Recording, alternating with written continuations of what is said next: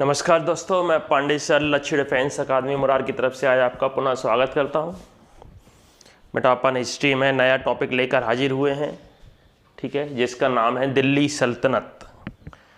तो दिल्ली सल्तनत पढ़ेंगे। इससे पहले अपन ने जो इसका पहले पार्ट था वो पढ़ चुके हैं। तो दिल्ली सल्तनत आज नया टॉपिक है। ये अपना वीडियो 15 है, जिसमें आज अपन थ्योरीज का बेसिक देखेंगे दिल्ली सल्तनत का, ठीक है।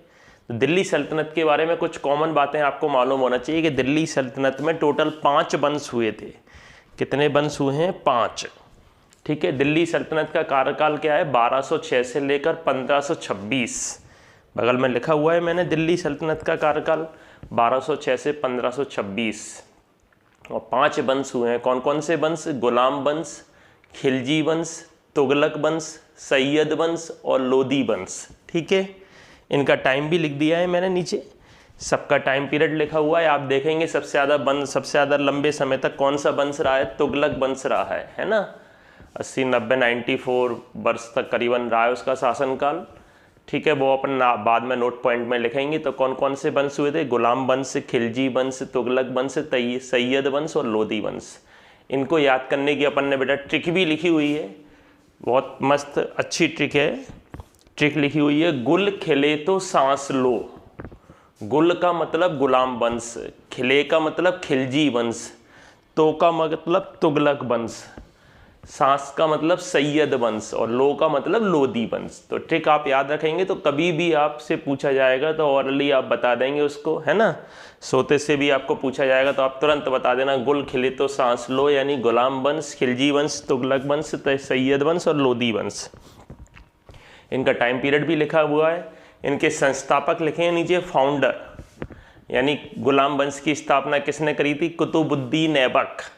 खिलजी वंश की स्थापना जलालुद्दीन फिरोज खिलजी। तुगलक वंश की स्थापना गयासुद्दीन तुगलक। सैयद वंश की स्थापना खिज्र खां। और लोदी वंश की स्थापना किसने करी थी? बहलोल लोदी ने करी थी बेटा, ठीक है। तो इसके बारे में भी आपकी ट्रिक लिखी हुई है। इनको संस्थापक को याद करने की भी ट्रिक लिखी हुई है नीचे। कुर्ता जल गया खिजाब से। कुर्ता का मतलब कुतुबुद्दीन ऐबक, जल का मतलब जलालुद्दीन फिरोज खिलजी, ठीक है। गया का मतलब गयासुद्दीन तुगलक। और खिजाब में ही दोनों लगे हुए हैं। खी का मतलब है खिज्र खां और खिजाब में जो बा है उसका मतलब है बहलोल लोदी। से तो साइलेंट है याद करने के लिए, ट्रिक बनाने के लिए। तो आप 2 ट्रिक याद रखेंगे इसकी दिल्ली सल्तनत की, तो कभी नहीं भूलेंगे आप दिल्ली सल्तनत में कितने वंश हुए थे, उन वंशों के नाम और उनके संस्थापक के नाम। तो ट्रिक एक बार मैं फिर बता रहा हूँ, गुल खिले तो सांस लो, ये तो उनके वंशों की ट्रिक हो गई। और उनके संस्थापक की ट्रिक क्या है? कुर्ता जल गया खिजाब से। कुतुबुद्दीन ऐबक, जलालुद्दीन फिरोज खिलजी, गयासुद्दीन तुगलक, खिज्र खां, बहलोल लोदी, ठीक है। तो बेटा आज के लेक्चर में अपन कौन सा वंश देखेंगे? गुलाम वंश देखेंगे। कौन सा वंश देखेंगे? गुलाम वंश के बारे में जानकारी देखेंगे। सबसे पहले अपन गुलाम वंश देखेंगे बेटा। गुलाम वंश को मामलुक वंश भी कहते हैं कुछ विद्वान। इसका टाइम पीरियड 1206 से 1290 था। गुलाम वंश के जो थे अपने वंश के संस्थापक थे कुतुबुद्दीन ऐबक। कुतुबुद्दीन ऐबक के बाद इल्तुतमिश, रजिया सुल्तान और बलबन। अपन महत्वपूर्ण शासकों के बारे में पढ़ेंगे। इनके बीच में भी काफ़ी शासक रहे, लेकिन ये 4 महत्वपूर्ण थे, इनके बारे में अपन पढ़ेंगे। कुतुबुद्दीन ऐबक का टाइम पीरियड 1206 से 1210 था।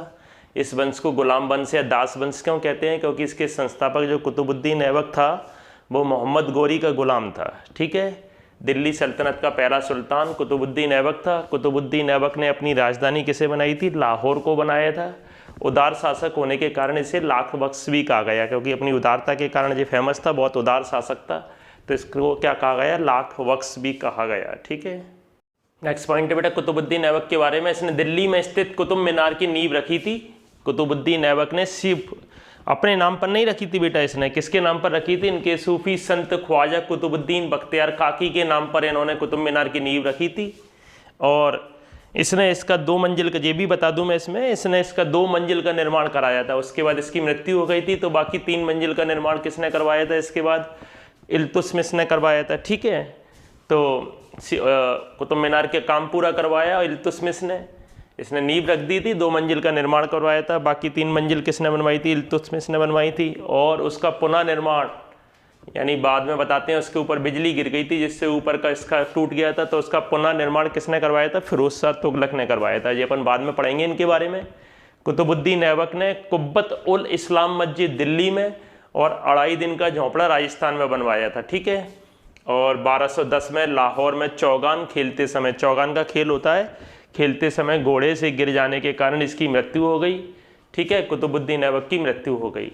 तो इसके बाद कौन आया? इसका पुत्र आराम शाह आया, लेकिन वो अयोग्य शासक था, तो उसके बाद इल्तुतमिश आ जाएगा, ठीक है।